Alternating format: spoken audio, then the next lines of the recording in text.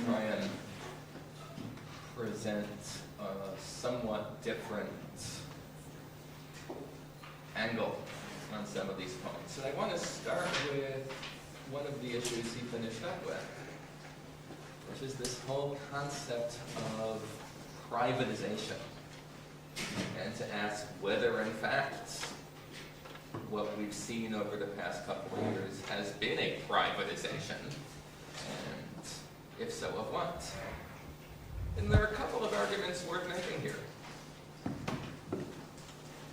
One of them is that there has been no privatization in the ICANN process, because it always was private, because there never was public control. And that argument is not, in fact, so crazy as it might sound initially. Most of the internet resources we're talking about here are located on private computers, privately owned, privately operated. Essentially, all of the internet infrastructure that consists of, say, the wires connecting computers are privately owned, privately operated.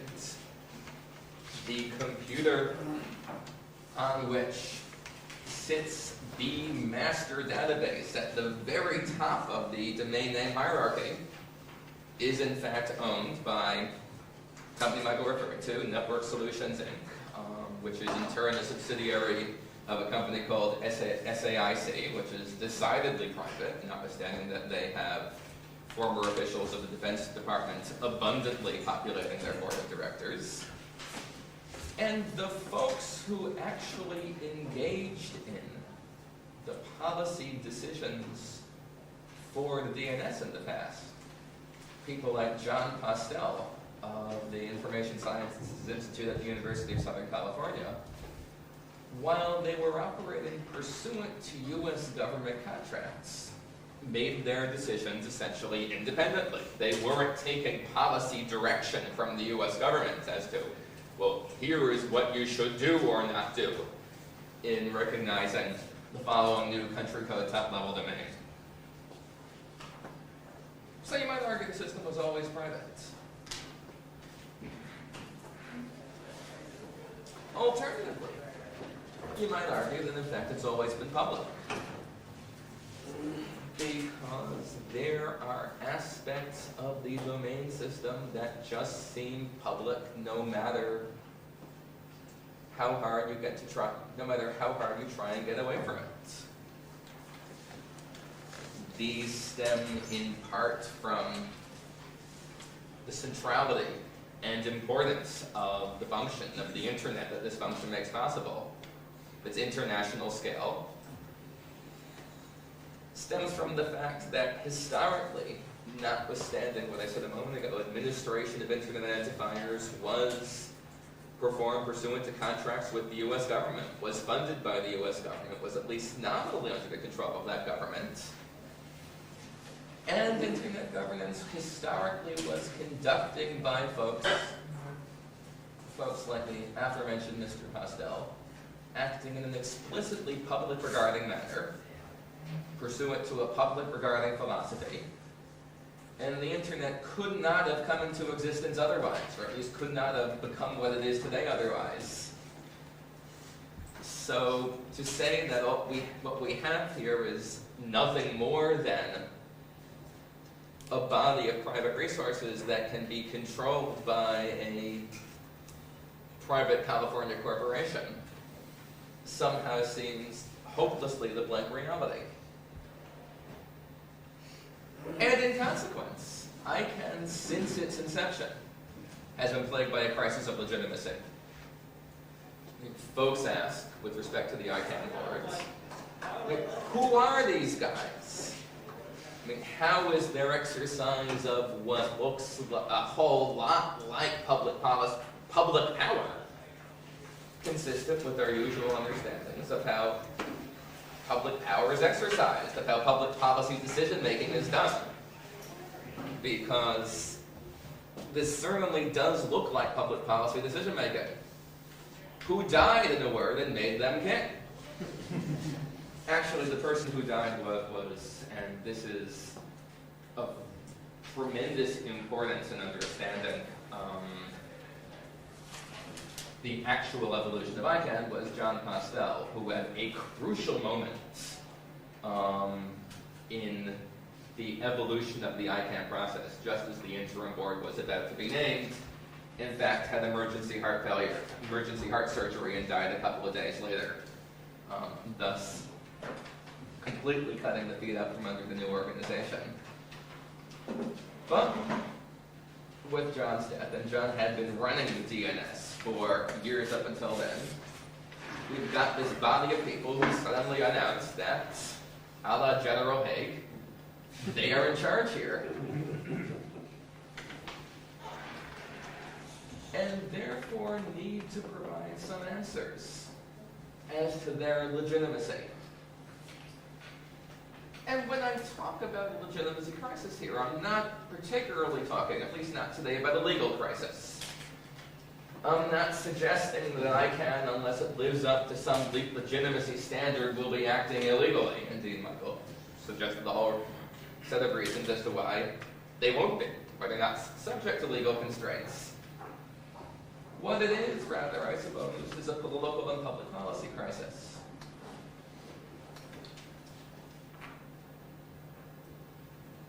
But you know, this is an administrative law conference, and that fits because administrative law, turns out, has a whole lot to say about this issue. Administrative law, since its inception, has been deeply concerned with the issue of agency legitimacy. And indeed, that issue, the issue of agency legitimacy, has always been at its heart one of politics and public policy.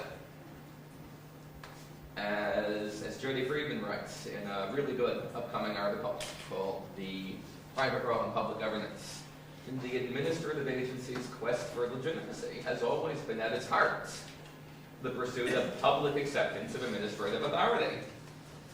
And so the problem of the classic governmental administrative agency has in fact been not far different from ICANN's.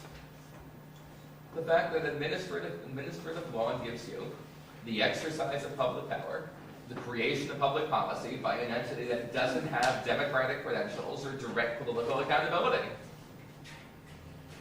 Historically, one answer to this question was to deny that the agency was creating public policy, to explain that it was just carrying out the directives of the legislature in a conveyor belt theory of delegation. But that argument didn't last too long. It's got some obvious reality problems. The, I think, larger, more widely recognized, here's the buzzword, the problem of discretion, is that it turns out to be the agency's job to exercise independent public policy discretion.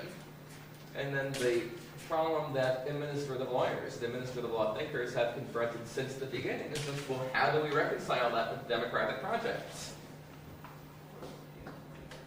I don't want to spend too much time on this because it's well-trodden ground. It's been covered by folks a whole lot more expert and insightful than I am. Let me say, for purposes of right now, at least three important sets of answers emerge. These are broad and oversimplified models. They'll work heuristically for the purposes of this talk. First of all, you've got what I'll call your classic model. Model of bureaucratic rationality. Judicial review ensures that agencies stay within the bounds of their statutory delegations. Inside those bounds, agency discretion is constrained by requirements of fair process and bureaucratic rationality. An agency that's engaged in legislative rulemaking needs to solicit public comment, needs to carefully consider the points raised, rationally justifying every policy choice, not for the sake of representation, not because there is a democratic imperative to get the public into the process, but because informed rationality requires the well-informed consideration of a broad range of alternatives, and public comment is necessary to provide the data and perspectives that the agency otherwise wouldn't have. Model 2. Alternatively, so that's model 1. Alternatively, model 2. Interest representation. gained favor when Richard Stewart finally told us what it was. Focus here is not on rationality, but on, well, rather than trying to pursue some sort of objective best public policy, if such a thing were discernible, let's just try to represent all affected interests within the agency process. So the focus is not that bureaucratic rationality will constrain the agency unless of the palm of discretion. Rather, discretion is thought to be legitimate because of the direct democratic, not direct, because of the democratic representational credentials of the agency process itself. And for a third model, I'll throw in the flavor of the month, or perhaps the flavor of the month of a couple of years ago, which is civic Republican theory. I mean, legitimacy derives in part from the process of public regarding deliberative discussion within the agency. Perhaps unsurprisingly, ICANN's drawn on all of these philosophic strands in setting up tools and structures to address its own crisis of legitimacy. First, you see what I might call the techniques of administrative law. ICANN has an important respect structures itself so that it looks like a classic U.S. administrative agency, the sort using and bound by the tools of bureaucratic rationality. Second, what I might call the techniques of representation. ICANN's adapted structures and procedures that make it look more nearly like a representative, that is to say, an elective government body. Last, we have what I might call the techniques of consensus. ICANN's assertive that derives its authority from a process reminiscent of the Internet Engineering Task Force of manifesting the consensus of the larger community through discussion. For the rest of my time here, I want to talk about what ICANN's done under each of these three headings, and to assess whether it works. And my metric for whether it works is going to be whether it in fact, whether these tools, whether these structures in fact constrain ICANN, or whether they otherwise provide some sort of answer to the problem of discretion. Okay. Number one, techniques of administrative law. ICANN, at least in formal structure, looks a whole lot like the sort of U.S. administrative agency we all know and love. This is not so weird. It was, after all, designed by U.S., at least by U.S. lawyers, more by U.S. antitrust lawyers than by U.S. administrative lawyers, but they nonetheless knew where to find an ad law case book. Notice and comment. Again, they're not quite so good on details, having uniform comment periods or anything like that, but they've got the basic concept down. It's right there in the ICANN bylaws. Before you do anything important, you need to post it on your website, you need to solicit public comment, you need to let people send their comments in. It's all there. There's a reconsideration process, which, again, as Michael said, also has some glitches, but it's there. ICANN has on the drawing boards and will plans to implement, although it has not yet, something called an independent review panel, which looks a whole lot like, kind of, sort of, judicial review. It's a body to determine whether ICANN has contravened the limitations provided by its charter, by its bylaws. Also is there to see whether ICANN has acted in the absence of consensus in places where it is contractually obligated to act by consensus.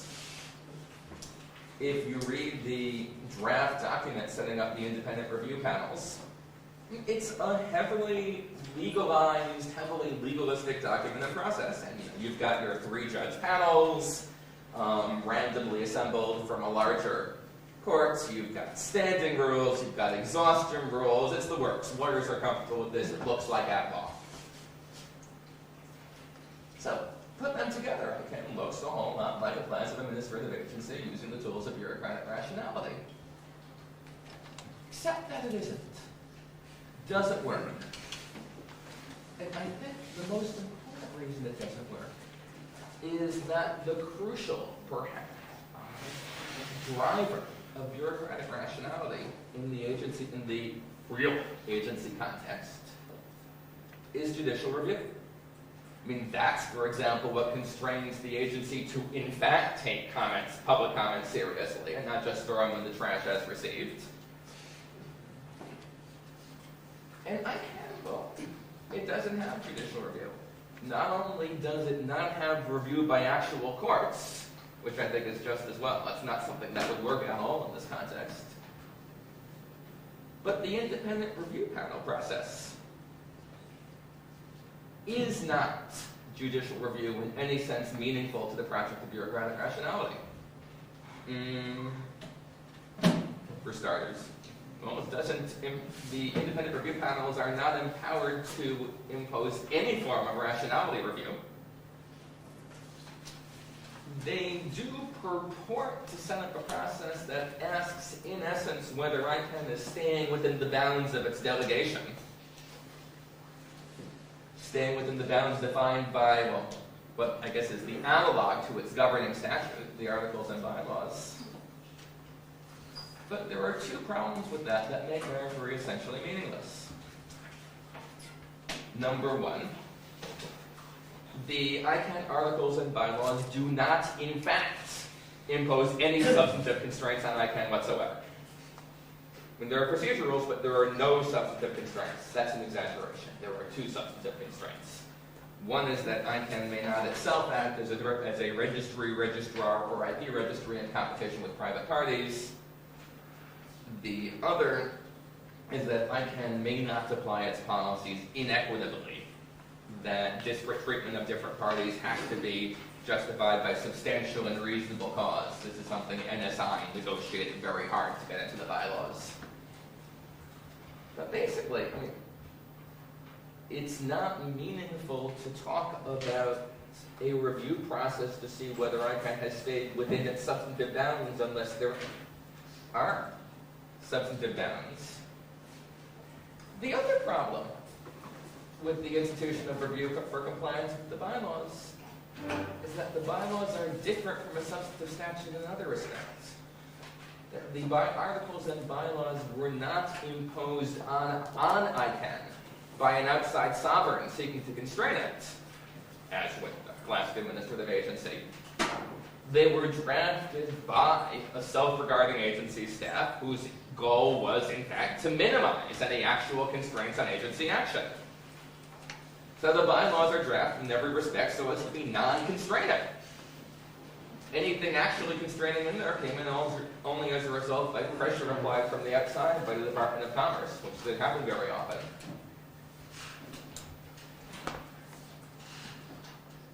So in the absence of an outside review of agency action, bottom line is that the tools of ad hoc, as applied to the ICANN context, well, they don't in fact work to address the problem of discretion. And they don't in fact work, therefore, to confer legitimacy. Okay, well, what about the next strand? What about the tools of representation? Because ICANN is not merely something that looks like an agency. It's also something that, in its way, looks like a legislature. We are promised going to be elected board members, if indirectly. We are going to be represented in this process. And it's surely right that to the extent that ICANN is in fact a body meaningfully representing the internet community in a direct way, well, that does address the problem of legitimacy. But there are two problems with the representational enterprise. First one's whether ICANN's processes in fact do representation well. If you look at the model of the Names Council, Michael was discussing this corporatist, arbitrary set of constituencies. It's a bad model for representation. Hello, the way they're in the railroads. I mean, the problem for getting yourself recognized as a constituency and getting awarded constituency rights is just Magda Rolson in action. The concentrated interests get their seat at the table, the diffuse interests don't. But maybe that's not a fundamental attack. Maybe that's just an implementation problem that can be fixed. The more basic problem with this second strand, the second approach for legitimacy, is I think a fairly fundamental ambivalence on ICANN's part as to whether it wants to be a representative democratically controlled body, whether it ought to be such a body. Because ICANN's mantra, after all, coming straight out of the IETF, the Internet Engineering Task Force tradition, is that its job is one of technical coordination, not one of political policy making. And in crucial respect, ICANN sees itself as a vehicle for the technical and expert communities for technical apolitical decision making. And as such, we have here heard persistent polls that this is not the place for representative democracy. That this is not the place to have the voice of the people. The people do not know squat about running a name server. And that's a point with some merit. Because the people don't know squat about running a name server. And yet if you take it seriously, then the quest to gain legitimacy through representation is not going to work as well as it might. So that brings us, I guess, to strand 3, which is the technique of consensus. And oft-repeated ICANN theme in response to the legitimacy challenge is that, well, there is no problem. There is no problem with legitimacy, there is no problem with discretion, because ICANN is merely the vehicle and implementer of community consensus. They used to say it more before they realized how silly it sounded. And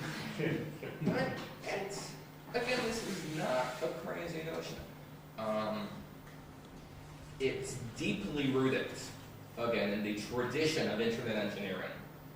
The informal model of the IETF, rough consensus and running code.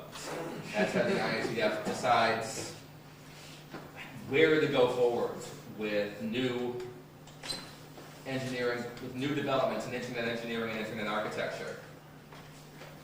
But, I mean, this does raise some obvious questions. I mean, who gets to say what the community consensus is?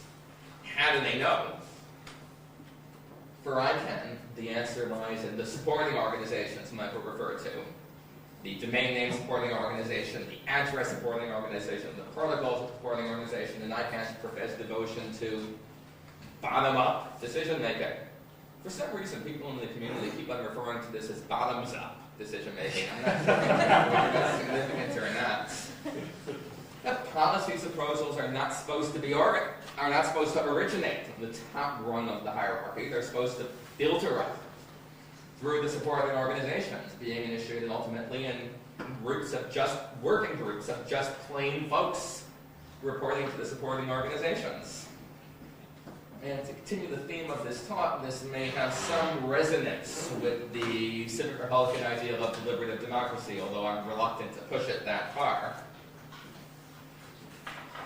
Does that work? Well, again, two problems. The first is, what we might call an implementation problem. ICANN doesn't do consensus well. ICANN, Born, and Stamp have repeatedly made what seem like important decisions within the purview of the supporting organizations without, in fact, involving them. And its methods of determining that its action is supported by consensus have seemed, to put it charitably, sort of opaque.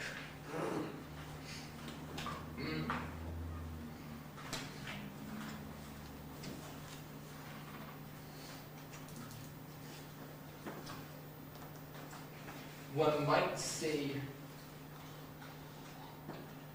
the independent review process as being there to police whether ICANN is in fact acting with consensus. It doesn't seem especially likely to me that it's going to work especially well for reasons I don't have time to talk about now. But again, that's implementation. Is there a larger issue? Of course there is. This talk is structured so that there's always a larger issue. And the larger issue is that the ICANN isn't the IETF. Indeed, it's not clear whether even the IETF is the IETF anymore. But ICANN's decisions now, even if ICANN properly confines its jurisdiction within narrow questions of internet identifiers, are public policy questions. And you can't actually make public policy by consensus in the real world because you won't find any.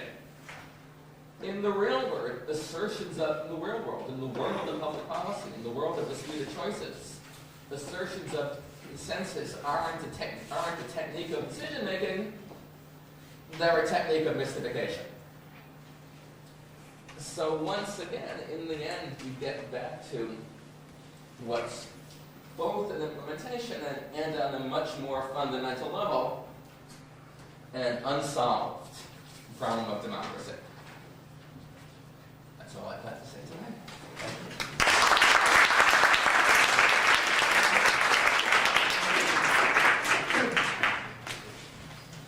I'd like to thank both of our panelists who've done today something that I thought was actually impossible, which is to explain some of the intricacies of ICANN. Actually reminded me at one point of the perennial Irish question, British, that Britain is involved in. Gladstone said about the Irish question that there were only 3 people who understood it. One was dead, one was mad, the third was him, and he had forgotten. Today, for entire moments at a time, I actually thought that I understood all of the issues involved in ICANN. What I want to do is sort of set up something for our discussion this afternoon. I guess we're starting at 2:30 for our more general panel on net governance. And that's to ask, to both of our panelists, as we lead off the question and answer, to ask a simple but pointed question about this discussion of ICANN, which I hope will fold into our more general discussion of how the net is to be governed and what it means. So the question is this: who cares? Who cares about ICANN? Why should we care whether or not it has these various forms of restraint, legitimacy, of decision-making, of democracy, of review? And it seems like there are sort of 3 answers out there in the world of sort of public policy geeks. One is, nobody cares. It's actually, just as John was suggesting a moment ago, suggesting in quotes a moment ago, a technical issue. This is basically a glorified telephone directory system, a glorified system of addresses, a glorified system of zip code allocation, with no more political issues involved.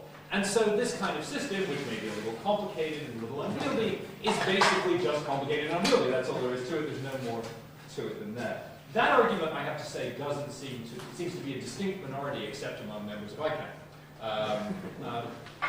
The second argument is, this is the single most important debate about the future of the internet.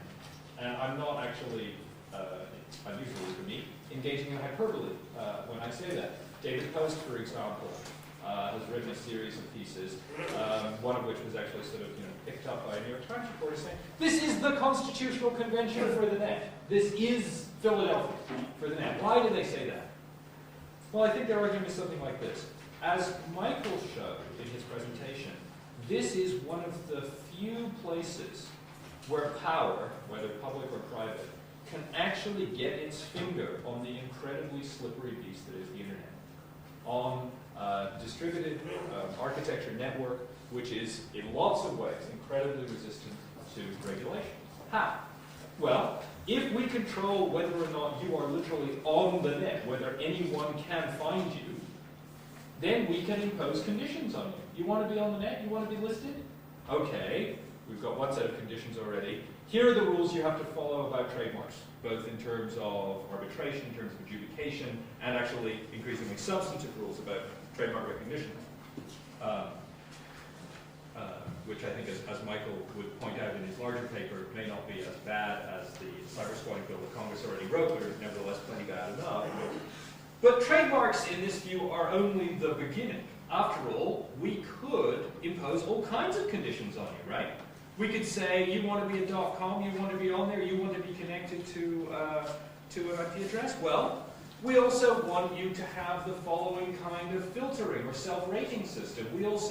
Which identifies the kind of content you have. We also want you to use the following kind of identification system for the people who come to you, so that we know whether or not the person who engages in gambling on your site lives in a jurisdiction in which gambling is forbidden, or the person who gets access to pornography is under the age required in the country where that person lives to get access to it.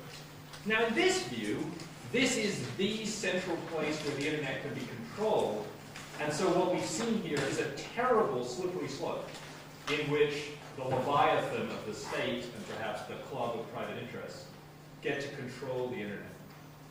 Right? It's really the place where power is exercised story. And then there's a third view, which is, I think, a sort of subtler version of the second one, which says, okay, we don't actually think that ICANN is going to be in the business of mandating self-rating. We don't actually think that ICANN is going to mandate the collection of sales tax, that ICANN is going to be, in other words, the all-purpose place for regulating the net. But we do think this is a dangerous precedent. We think this is an extremely dangerous precedent for this new space, this new public space available to people all around the world, the cyberspace, that is being regulated in this not public, not private, behind closed doors, absolutely incoherent, impossible to deal with, the worst possible combination of corporate interests and aliveness of public policy, right? Just an awful kind of union of some of the worst tendencies of those involved. And what we're most concerned about is the metaphoric, I guess, importance here. This becomes the model for future regulation. So of those three things, it doesn't matter at all, it's entirely technical. I don't think either of these two gentlemen are going to agree with that. It is, in fact, the place where the net is going to be regulated, or this is a metaphor for future decision-making on the net, or I hope, some much more subtle fourth answer. I would like to ask the two of you, as my one question, which of these views is correct, and in what way? 3.5. Let me separate this. I have to answer, it's a great question, but to answer it, I have to separate things out. I want to separate what I call first the internal within the ICANN internet vision, and then the external, which is the rest of the world. Internally, within the four corners, or however many sided figure we want of ICANN and the internet, the numbers and the names need to be distinguished. In both cases, let me start by saying no one has died yet.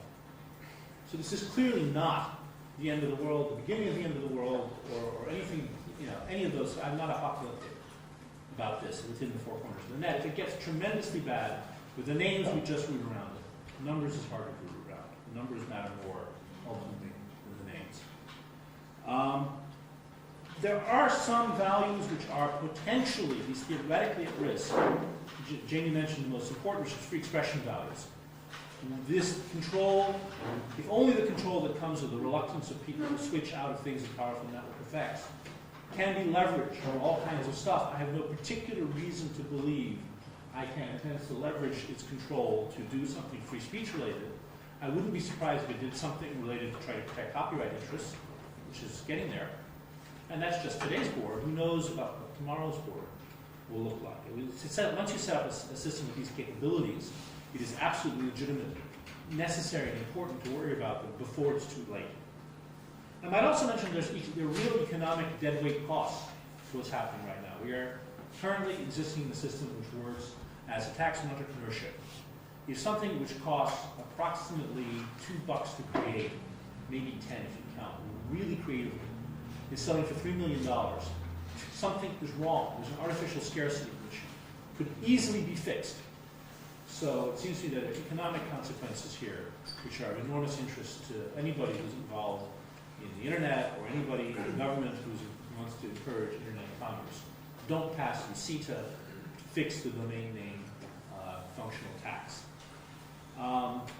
There is also, I think, real risk for people engaged in non-commercial critical speech. I'm not a fan of the recent Nader Group-sponsored proposal for a .sucks domain. I understand the impulse. The impulse is that the current system is really biased against people engaged in non-commercial criticism of powerful people by name.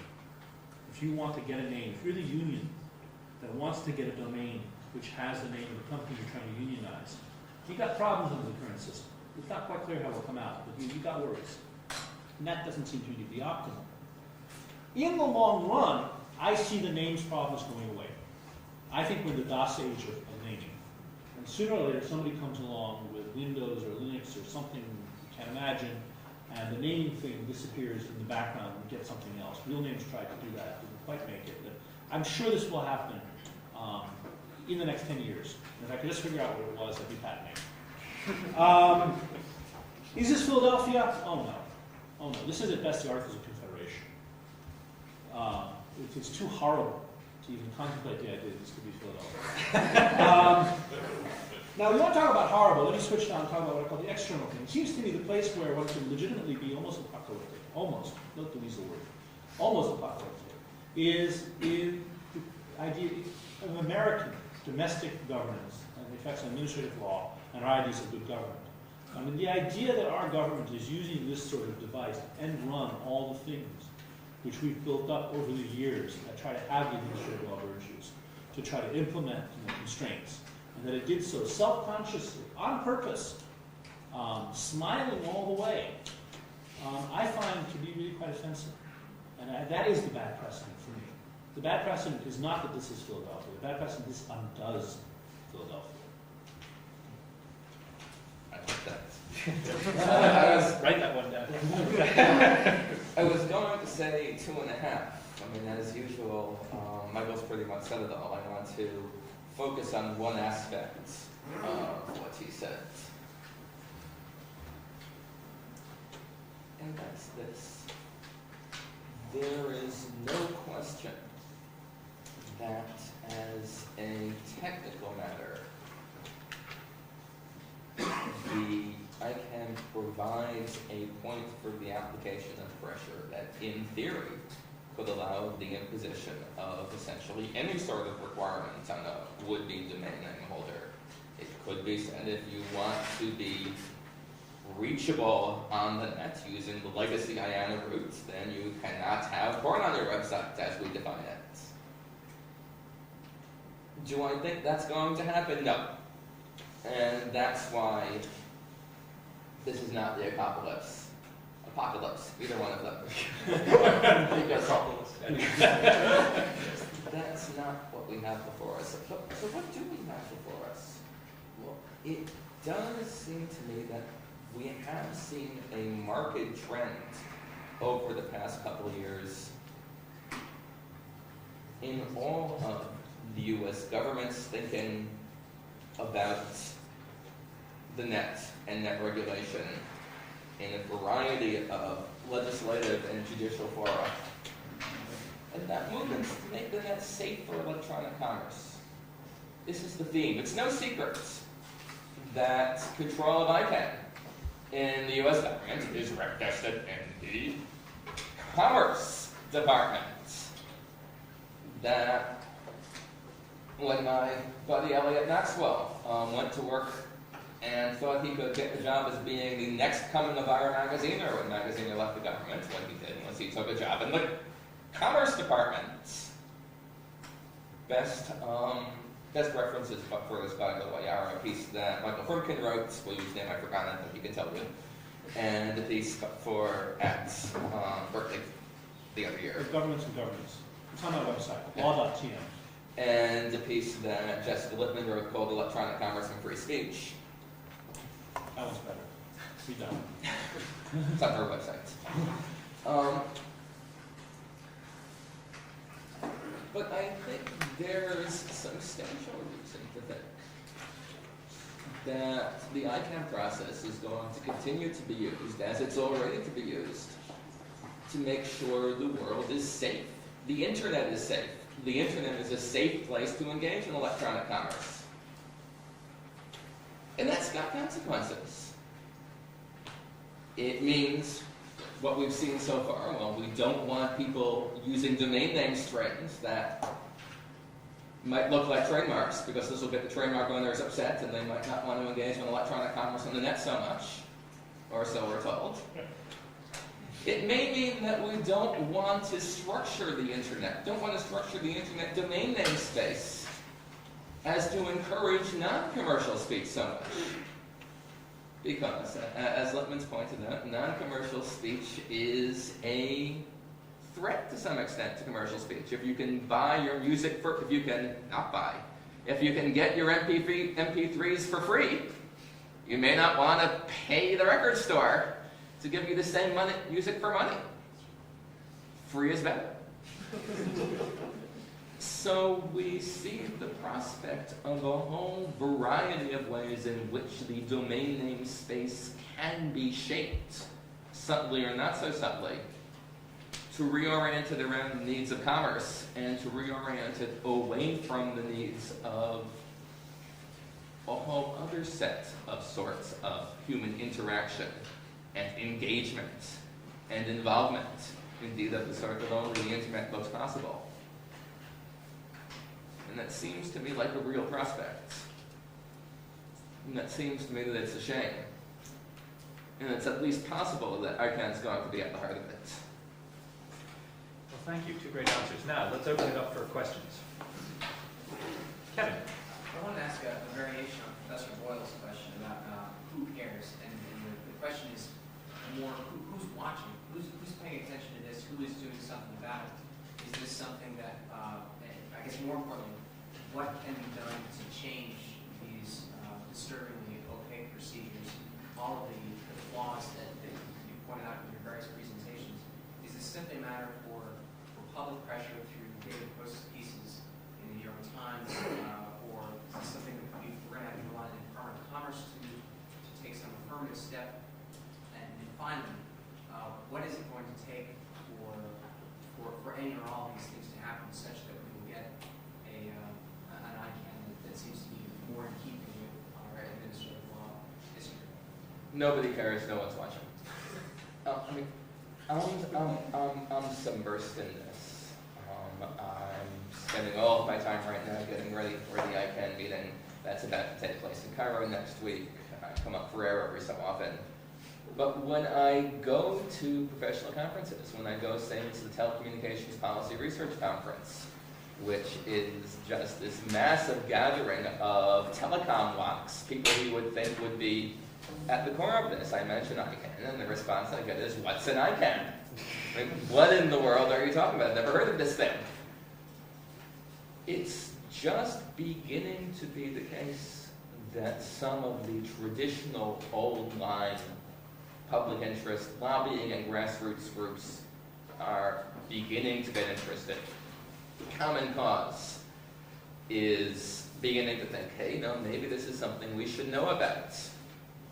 The NATO organizations are beginning to think, hey, maybe this is something we should know about. The Ford Foundation, have thoughts. Well, maybe this is something we should pay attention to.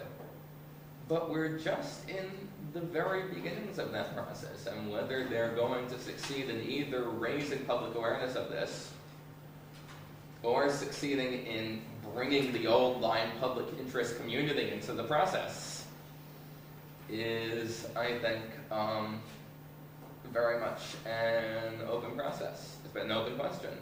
And assuming they don't, what seems pretty much likely, what's going to happen is that the process will go on as it's been going, and a few masochists like Michael and I will continue to flat out the process for a while until ultimately we burn out. Because, folks always do. And, then we'll stop, and ICANN will go merrily along. Just two minor footnotes to that. I figured this time I was going to answer first. The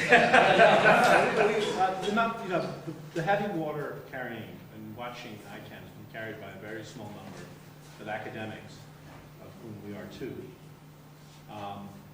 Jonathan has really gotten involved in the guts of the policymaking process in a very deep way. I've gotten very involved in the dispute settling piece of the trademark problem for various historical reasons that I was doing. I am continually, I guess the main point I want to make is that in the year and a half I've spent doing this, I have really been dogged by three simultaneous feelings. One is, this is eating my life. Two, I am doing a bad job and I'm representative of nobody. Who the hell am I to do this, and why can't I do it better? And 3, am I not legitimating this awful process by taking part in it, by showing, by giving them an excuse to show that critics were consulted, and by, having relatively small effects on the outcomes? The effects have always been just large enough to persuade me to go back and, it's like one of those inflatable toys that always bounces back and they don't have another whack. But it's a real worry. The second footnote is, what can you personally do? ICANN is currently open for membership. If you're willing to legitimate it, why not join up and have your, they're not charging for membership. That may change. But right now membership is free, so you go to the ICANN website, www.icann.org, and find the membership button, it's hidden there somewhere, and click on that and follow the procedures. If you have a physical address and email address, they'll give you a vote for this electoral college. Conceivably that might do some good. More likely to do some good than not doing it, I guess. I'm going to join this sooner or later. Well, it doesn't seem to, they've carefully structured it so that it seems to me joining doesn't mean much. But that could change, and they're going to get a relatively stiff report from Common Cause and CDT. They had a very stiff meeting at the Kennedy School, which lots of the great and the good told them the electoral structure was dire. Perhaps if they hear it often enough, they may eventually listen. It's possible. The fact that that is the most optimistic thing I can bring myself to say tells you something about the general structure. I want to echo that, though. Notwithstanding my glib answer of a moment ago. The website is www.icann.org. If you think help out with your friends. If you think this is at all interesting or important, go there. They've posted a lot of stuff to read. You can become a member. The membership will allow you to vote for something or someone.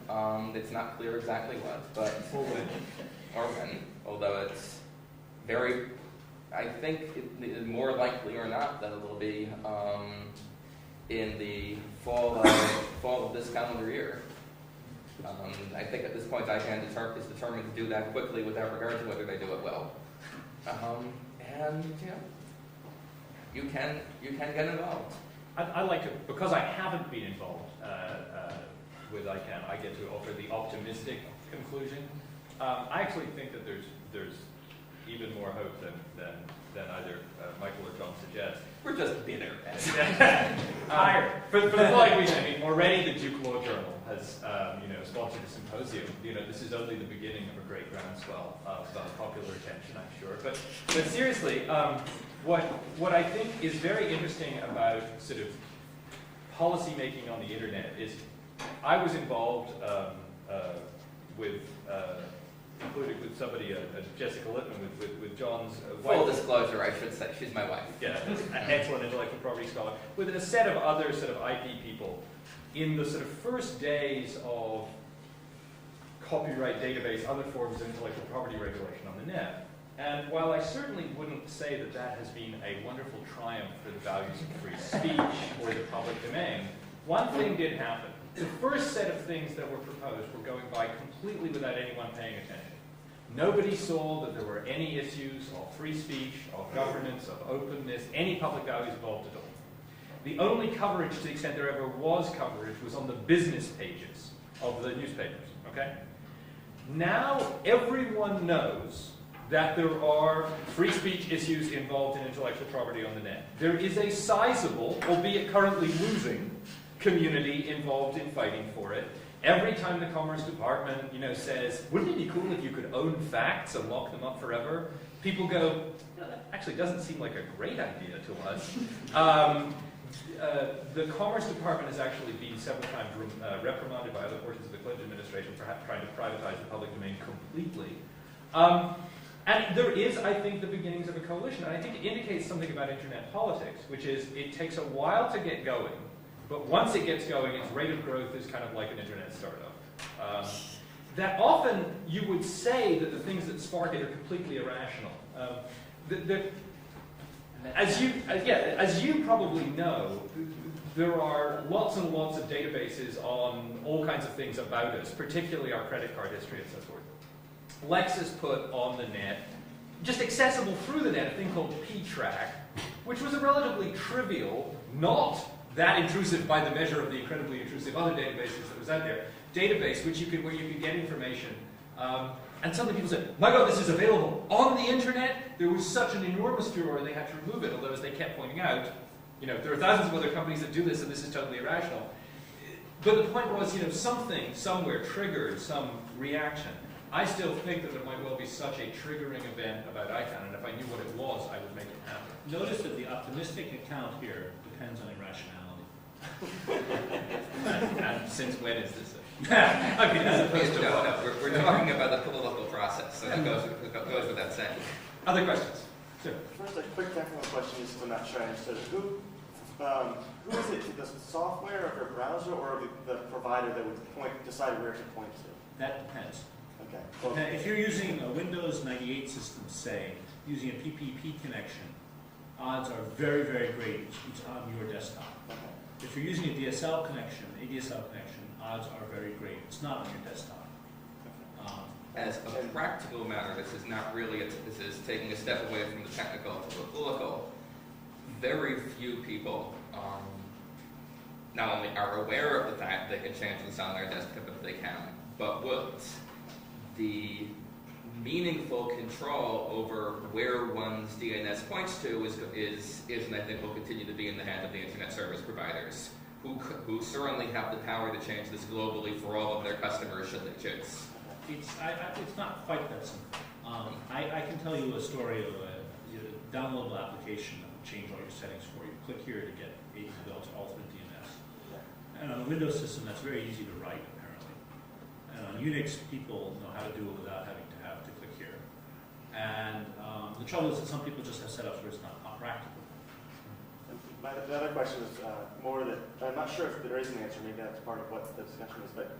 Is there any kind of consensus whether ICANN is a state actor for things like the First Amendment things, or is that part of? Well, the leading case would be Lebron, right?